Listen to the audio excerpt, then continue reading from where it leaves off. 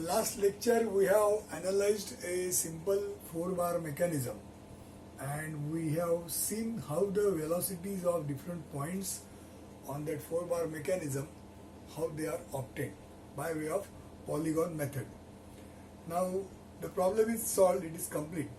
Some of the things can be just reviewed earlier, once again. So I'll draw the figure which was there earlier. So the figure was something like this.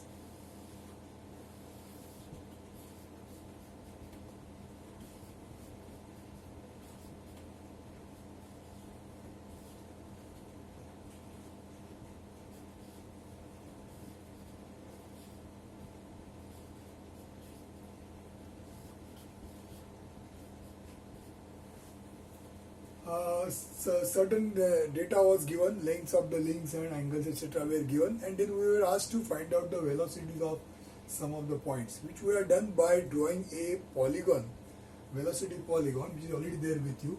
And as per that polygon, the shape has come something like this. There was a stationary point we have taken here, A and D, and then we have drawn some of certain lines like this. Then one line has come like this, and then one more line was like this. So this was our point B. Here we got point C, and then this was the velocity of C with respect to B. This was velocity of C with respect to D, and such thing we found out last time by the proper analysis. Now there we have also seen that this velocity of C with respect to B, which comes like this, and because of this, what it means is velocity of point C when you look from B. So the observer is at B and he is looking at point C. Point C is appearing to move like this. Because of that, we saw that the angular velocity of C with respect to B point is in the clockwise direction. So we have found out the magnitude of this angular velocity also and their direction also in the last analysis. We have also seen the, let's say, velocities of some more points. So suppose there is a midpoint here, M. Then what is the velocity of M with respect to B? If you want to find out that, then you have to locate M point here. Now since M is between B and C, we locate M here between M and C. We locate M here between B and C. And then velocity of M with respect to B will be like this. Velocity of M with respect to B, the head of the vector is at M, tail of the vector is at B, and this much length shows velocity of M with respect to B. Suppose you want to find out velocity of M with respect to A, then you have to join this M to A, and that line will show you the velocity of M with respect to A. M with respect to A will be like this. So that we have seen last time. There was some more query in the mind that are these angular velocities going to be same? No, they cannot be same because we have found out their answers, different answers came. And how this link will rotate, how this link will rotate, that all depends on the lengths of different links. Now what is the meaning of, say, angular velocity of this link? Now what is the difference between the angular velocity of this link and the other two links? You will notice that these and these two links, suppose I call them as link number 1, this is link number 2, this is link number 3, and this is link number 4. Then you will find that link number 2, which is this, and link number 4, which is this. These two links, they have got a similar type of velocity. What is the similarity? Both of them are performing pure rotation. So you can say these two are performing pure rotation. That means they are doing only rotation like this. They are rotating. Now this may have full rotation or partial rotation like this. That depends on the length. But it will not have, both of these links, they don't have any translational motion. Now compared to that, if you think of link BC, what BC is doing? We have already written it has got this much angular velocity. But it will also have linear velocity in the sense that after some time, if you see, this B will go here, this C will go here, and therefore BC will be having this new position. This will be new position of BC. Maybe after some time if you draw, it will be something else. So when I go here, probably it can be something else. So this can come maybe here, and now BC must have moved here. This could be the position of BC now. Something like this. So what this shows is that BC is, right now BC is here, but after some time BC will be here. Now when it moves from here to here, what can you call to this motion? Is it rotary motion or linear motion or what? Now to understand that, we can say one example. So let me suppose draw one line here. And I draw one more line of same length parallel, say here. So I drawn the line, same line parallel, maybe here also again. Now these all lines, they are parallel. So when I move this line from here to here, then from here to here, then from here to here. So whatever I am doing now, in doing so, since the line is remaining parallel, that means it will not have this kind of motion. That means the rotary motion doesn't exist. It is just moving, it is just sliding. So coming from here to here is a translational motion. Here to here, translational motion. Here to here, translational motion. That means this line is performing only translational motion at the moment, the way it is drawn. Okay, so now I'll show you one more thing. The same line, I'll first maybe write some names. A1, B1, it has gone to A2, B2, it has gone to A3, B3, and it is all translation. If this is the case, this is translational. Now let's take one more example. Now what happens? This A1 remains here only and B1 goes here. It means like a rotation, it comes like this. So now when B1 comes here, B1 dash, B1 comes from B1 to B1 dash. Now in this case what happens? Now what is the kind of motion here? This is a pure rotation. So this is a case of pure rotation. Earlier was the case of translation. And now suppose I take this is line A1, B1. If I take this A1, B1 here like this, I'll draw it here. And call it as say A4, B4. So this line, A1, B1 line has gone here. Now when it has gone from here to here, what it has done? What kind of motion it has performed? The answer is it has performed both of them, translational as well as rotational. Now you will ask how, why? Now it is very simple to prove. First what I will do, I will draw it as it is. So parallel to this, like this. Okay, I will draw.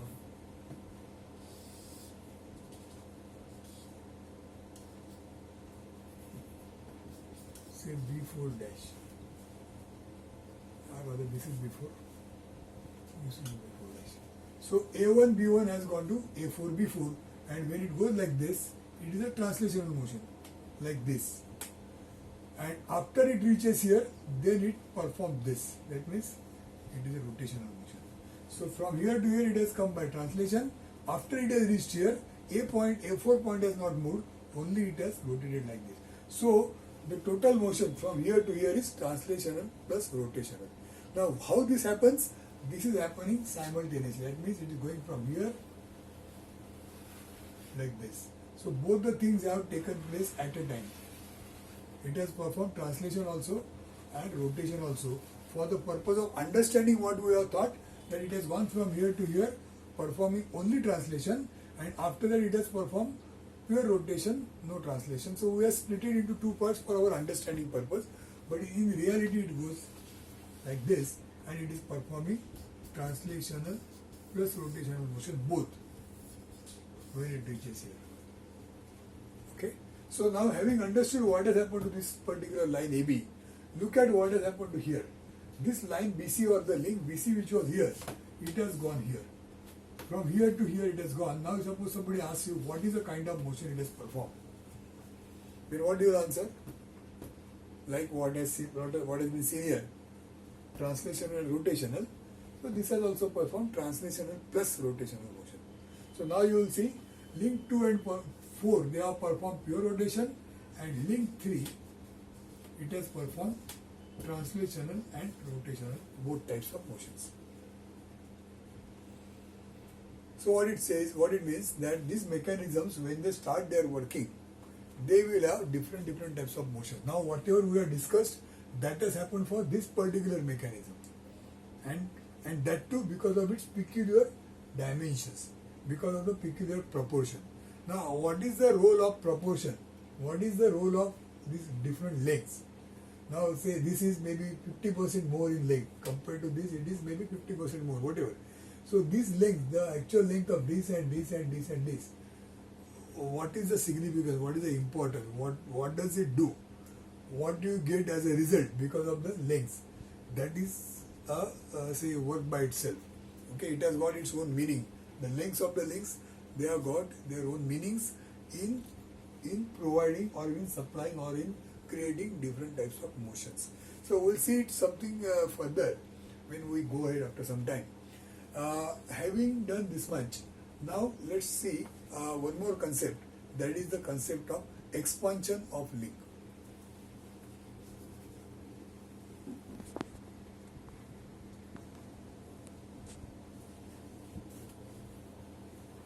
Okay, before we talk about expansion of link, let's have one more thing to be understood. Let's draw the mechanism again.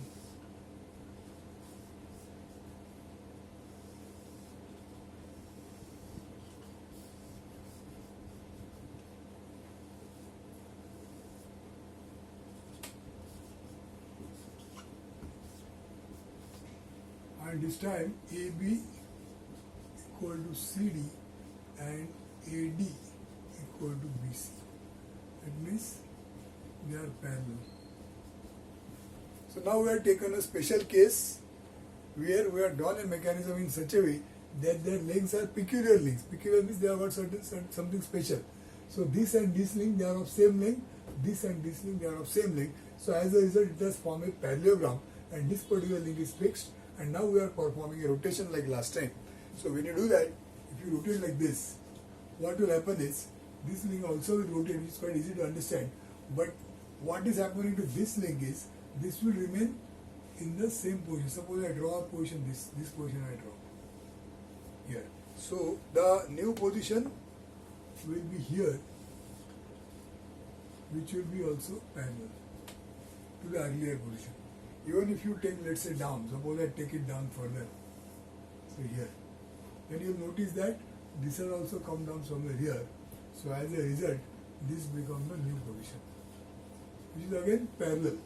So this AB has come here, this is, say, I'll write here B, this is C, and this is D. So this whole thing has come now here, and this is still parallel.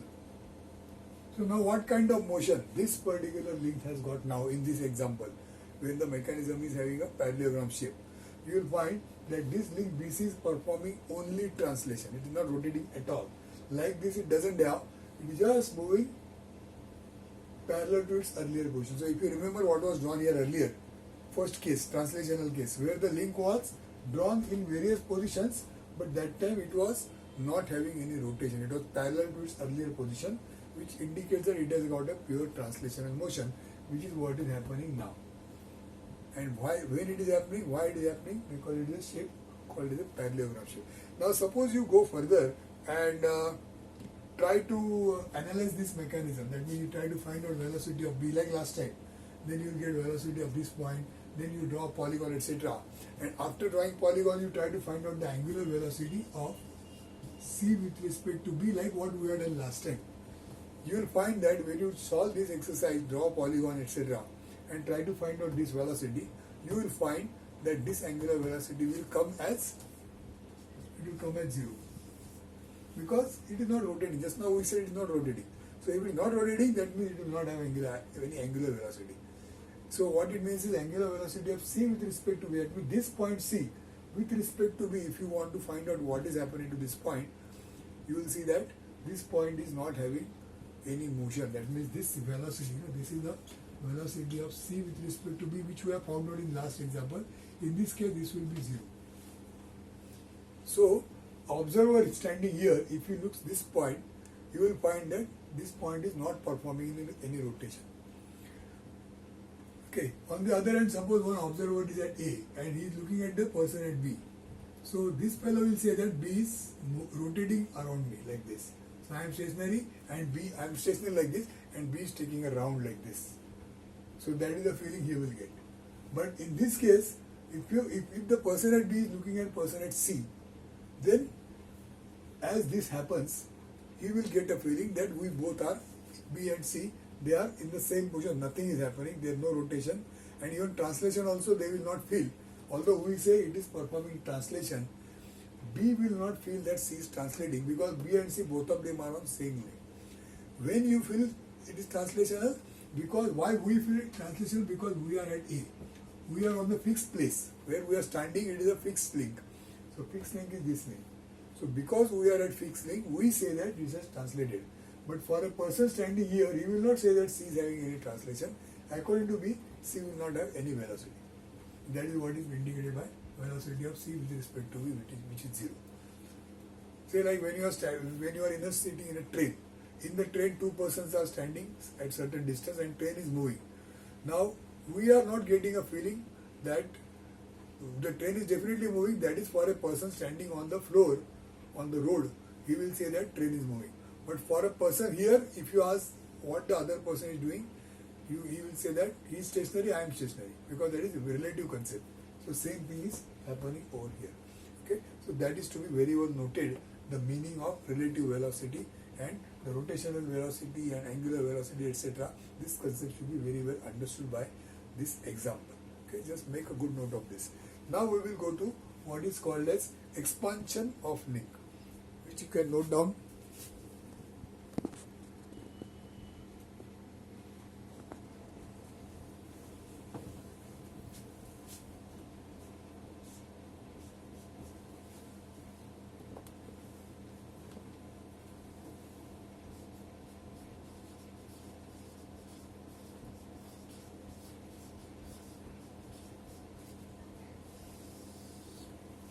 Expansion of links. Now let us see what this means.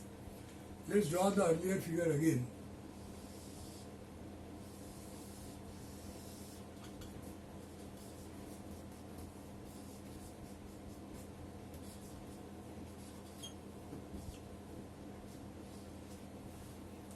This is what we have drawn last time, and there was a corresponding diagram which has come like this.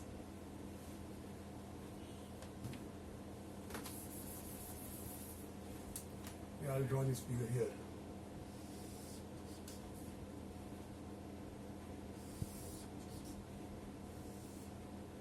So this was B, this was C, this was A and D.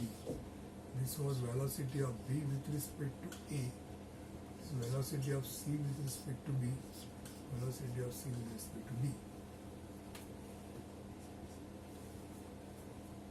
Okay, this is what we have already done. Now when you draw a vector, the arrow or the head of the vector should be at the end.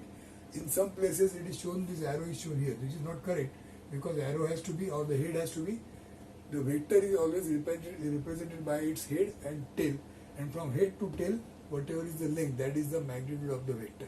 So therefore the vector head has to be at the corner, at the end of the line, not anywhere in between. So what we now say is expansion of link. What is the meaning of that? Now look here, suppose you are asked to find out velocity of point, say M. What is velocity of M? This is of course given omega. What will be velocity of B? We have already found out, which is this. What is velocity of M? What we do? We mark point M here. Because M is midpoint here, you draw M midpoint here. And then a vector from, say, this. This is a vector, velocity of M with respect to A. And that will come like this. We have already shown this vector here. That means if I join a line, see this is velocity of C with respect to B. This is velocity of, I write here M, velocity of M with respect to B. So suppose we join this line. What it means? Now if you want to find out the velocity of any point, suppose this point you want to find out velocity. then you need not calculate do anything, just do like this. That is the velocity of this point. If you want to find out velocity of this point, draw a line like this. See, remember all the time it is perpendicular. So this vector represents velocity of this point. Okay. Same thing what we do here, what we get from there. So having done this, what if you want to find out velocity of a point, which is, let us say here, I am just extending this AB further, such that this is point E. And you can say that B to E is same as A to B. That means this is AB, we have taken same length, and this is a single link. It is a single link. Now, how do you, if I don't say anything, how do you realize it is a single link? You may not say so because this pin joint is seen here, so you may get a feeling that this much part is having its own rotation. That is the feeling you will get by looking at the figure if nobody is explaining to you the meaning. So for that, the drawing convention says that in such case we have to draw a box like this. A box like this. So when you draw something like this, as a convention it shows that this is a continuous link. If you don't draw this, then the meaning will be this has got its own rotation about this point. This is a pin joint which is joining this and this and this. That impression you will get, but we don't mean like that. We mean it is a single link. So this is how it is done. So now having done this, now this is a single link. So on this link there is a point B to which this thing is connected, and this part we have already analyzed. So now suppose somebody is asking what is going to be velocity of E. Velocity of E is how much with respect to A. What do? You can do the same thing, just continue like this, and this will be your velocity of E with respect to A. You got the answer like this. Here I will get the same answer because velocity of C with respect to B, this vector, if you extend this further, same length further, then wherever it reaches, suppose it reaches here, then this becomes your point E. So point E is here, and same length it is because this double here, so this is also double. Now see, this length is not same because the velocity is just a length, it's just a distance. This with certain scale you are drawn. So this is not same as such by its magnitude, but it has got its own size as per the scale. So draw this double line, measure this much, and this much becomes the velocity of point E. Now what we have done, this it is called an expansion of link. And what it means is, the link 2, when you say this is link number 2, this link number 2 is effectively